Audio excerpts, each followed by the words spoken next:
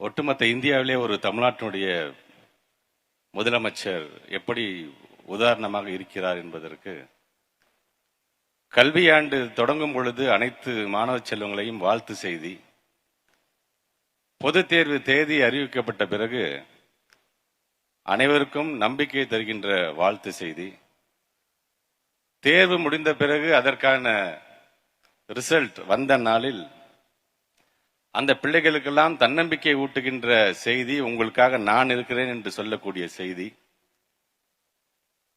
கல்வியாண்டு முடிந்து விடுமுறைக்கு செல்லும் பொழுது அனைவரும் பயனுள்ள வகையில் அந்த விடுமுறையை நீங்கள் பயன்படுத்திக் கொள்ள வேண்டும் என்கின்ற அந்த ஒரு அக்கறையான செய்தி.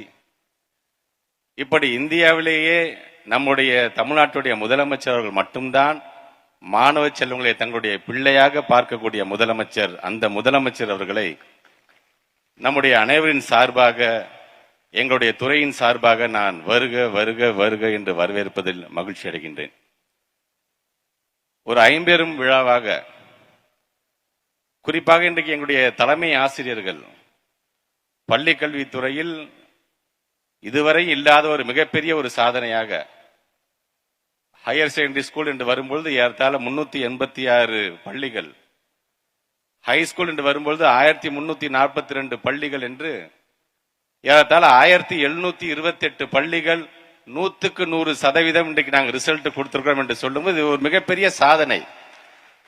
அந்த சாதனையை புரிந்திருக்கின்ற எங்களுடைய பெருமதிப்பிற்குரிய ஆசிரியர் பெருமக்கள், அர்ப்பணிப்பு உணர்வோடு இன்றைக்கு பணியாற்றி கொண்டிருக்கின்ற எங்களுடைய ஆசிரியர் பெருமக்களுக்கு எங்களுடைய நன்றிகள். அந்த தலைமை ஆசிரியர்களை இன்றைக்கு கௌரவப்படுத்த இங்கே வருகை தந்திருப்பவர், எப்படி உங்க துறையில் நீங்க 100% நீங்க பெற்றிருக்கிறீர்களோ, அரசியல் துறையில் அவர் 40க்கு 40 வென்று அவரும் 100% வெற்றி பெற்ற தமிழகத்தின் தலைமை ஆசிரியராக இன்றைக்கு உங்களை கௌரவப்படுத்த வருகை தந்திருக்கின்றார்.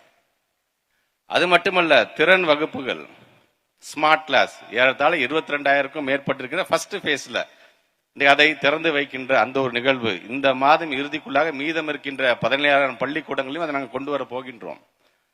ஸ்மார்ட் கிளாஸ் மட்டும் கொண்டு வந்தா போதுமா, அதுக்கு தேவையான இன்டர்நெட் ஃபெசிலிட்டி என்று சொல்லும்போது இன்றைக்கு அதையும் சேர்த்து நம்முடைய தமிழ்நாட்டு முதலமைச்சர் வழங்கி இருக்கின்றார். இன்றைக்கு அதற்கான ஒரு நிகழ்வு.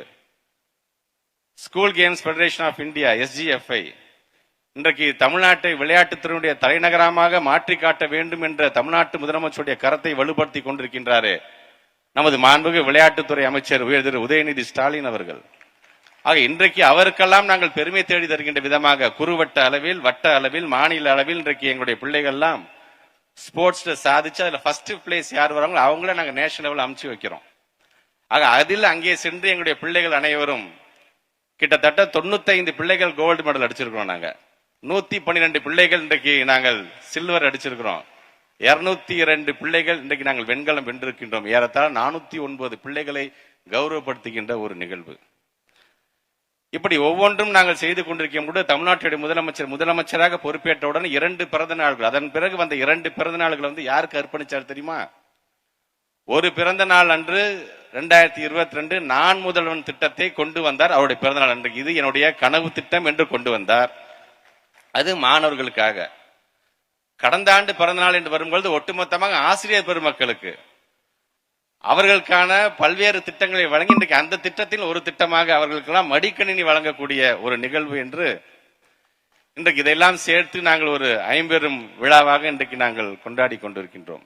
அதிலும் குறிப்பாக அண்ணா அவர்கள் தான் சொல்வார், தமிழ் இன்னொரு இனத்தவனுடைய தாய்மொழியாக இருந்திருந்தால் இந்நேரம் அது உலக பொதுமொழியாக போயிருக்கும் என்று சொன்னவர் அண்ணா. அந்த தமிழ் மொழி முத்தமிழர் கலைஞர் அவர்கள் தன்னுடைய உயிருக்கும் மேலாக நினைத்த அந்த தமிழ் மொழி பாடத்தில் 100க்கு 100% இன்றைக்கு தேர்ச்சி பெற்றிருக்கின்ற, 100க்கு 100 வாங்கி இருக்கின்ற ஏறத்தாழ 43 பிள்ளைகளை இன்றைக்கு கௌரவப்படுத்துகின்ற நிகழ்வு. இப்படி அனைத்தும் இன்றைக்கு ஒரு பள்ளி சார்ந்திருக்கின்ற மாணவர்களை எந்த அளவுக்கு அவர் அரவணைக்கிறார். நான் இருக்கின்றேன் உங்களுக்காக திட்டம் கொண்டு வருவதற்கு என்று சொல்லக்கூடிய ஒரு முதலமைச்சரை நாம் பெற்றிருக்கின்றோம்.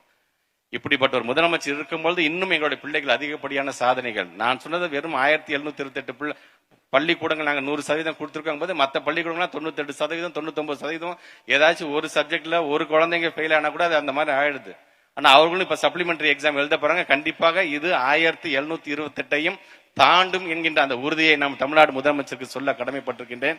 ஆக இப்படி தொடர்ந்து இந்த 4 ஆண்டுகள்ல மட்டும் கிட்டத்தட்ட 1,54,000 கோடி எங்களுடைய பள்ளிக்கல்வித்துறைக்கு என்று ஒதுக்கியவர் நம்முடைய தமிழ்நாட்டுடைய முதலமைச்சர் அவர்கள்.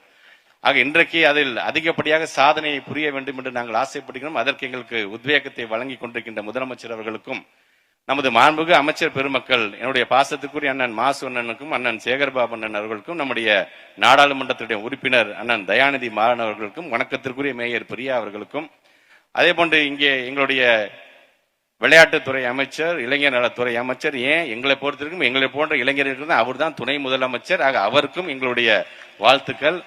அதே போன்று வருகை தந்திருக்கின்ற சட்டமன்றத்தினுடைய உறுப்பினர் அண்ணன் பரந்தாமன் அவர்களுக்கும், அதே போன்று வருகை தந்திருக்கின்ற அண்ணன் சாமுவேல் அவர்கள் உள்ளிட்ட எங்களுடைய துறையை மிக அழகாக மிக வலிமையோடு இன்றைக்கு வழிநடத்தி கொண்டிருக்கிற எங்களுடைய பிரின்சிபல் செக்ரட்டரி எங்களுடைய குமரகுருபரன் IAS அவர்களுக்கும், ஆர்த்தி மேடம் அவர்களுக்கும், இயக்குனர் அறிவொளி சார் உள்ளிட்ட வருகை தந்திருக்கின்ற அனைத்து இயக்குனர் பெருமக்களுக்கும், அதே போன்று நம்முடைய CM ஆபீஸ்லிருந்து வருகை தந்திருக்கின்ற நம்முடைய சண்முகன் சார் உள்ளிட்ட எங்களுடைய கஜலட்சுமி மேடம் இருக்கிறாங்க, எங்களுடைய வெங்கட் பிரியா மேடம் இருக்காங்க, எங்களுடைய டைரக்டர்ஸ், இப்படி எல்லாருமே ஒரு குடும்பமாக இன்றைக்கு நாங்கள் செயல்படுத்திக் கொண்டிருக்கின்றோம். குறிப்பாக எங்களுடைய பெருமதிப்பிற்குரிய அனைத்து ஆசிரியர் பெருமக்களுக்கும், சங்கத்தை சார்ந்திருக்கின்ற உறுப்பினர்கள் உங்களுக்கும், பல்வேறு பகுதியிலிருந்து வருகை தந்திருக்கின்ற அனைத்து பெற்றோர்களையும் மீண்டும் ஒரு முறை அனைவரின் சார்பாக வருக வருக வருக என்று வரவேற்று இந்த சாதையை நாங்கள் தொடர்ந்து நடத்தி காட்டும் என்கின்ற உறுதியோடு என்னுடைய உரையை நிறைவு செய்கிறேன். நன்றி, வணக்கம். ஊடகம், கார்ப்பரேட், அரசியல்வாதிகளின் கைப்பாவையாக அடிமைகளாக இருந்தது போதும். இனி சாட்டை எடுத்து சுழற்றும் நேரம் வந்துவிட்டது. ஊடகம் பொதுமக்களாகிய உங்களுக்காக, உங்களாலேயே இயக்கப்பட வேண்டும். ஊடக சுதந்திரத்திற்காக உங்களின் பங்களிப்பை இன்றே அளித்திடுங்கள்.